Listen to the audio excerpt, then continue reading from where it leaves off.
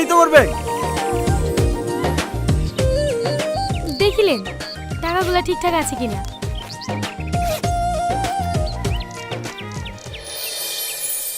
হ্যাঁ ঠিক আছে। ব্যাগটা আপনার ভ্যানের কাছে পড়েছিল? হ্যাঁ। তুমি টাকা ঘুরে দিতে এসছো? দেখো দিনে তোর খোঁজ করে দেখে আমি ভাবছি হয়তো ভাটা ইট মিট কিনার লেগে এসছে। কত লোকই তো আসে। ওই পারে শামসুল এসে বাড়ি দেখিতে গেল। বসো মা বসো। এই টাকার টেনশনে তোমাকে যে এক কাপ চা করে দেবো সেটাও মাথায় নাই।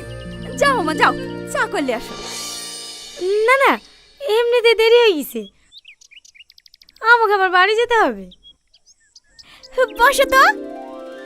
আজকে থাক না, রাত লেগে গেলে আবার টোটো পাওয়া যাবে না। বাড়িতে বোন একা আছে। ও কিছু হবে না, মিলনকে মোটরসাইকেল করে রেখে আসবে। মা ব্যাগটা ঘরে রেখে দাও। ওগো তুমি বাজারে যাও, একটু মিষ্টি টিষ্টি নিয়ে আসো গা। আপনি আমাকে অনেক বড় বিপদের হাত থেকে বাঁচালেন। কি বলে যে আপনাকে ধন্যবাদ দেব। এই যুগে মানুষ 100 টাকা নোট পড়ে বেলায় দিতে চায় না, আর আপনি এতগুলো টাকা পেয়ে বাড়িতে পেয়ে দিতে এসেছেন। আপনাকে ধন্যবাদ দিয়ে ছোট করবো না। আপনাকে প্রথমে দেখে তো আমি অন্যরকম ভেবেছিলাম, কিন্তু আপনি সত্যি অনেক বড় মনের মানুষ।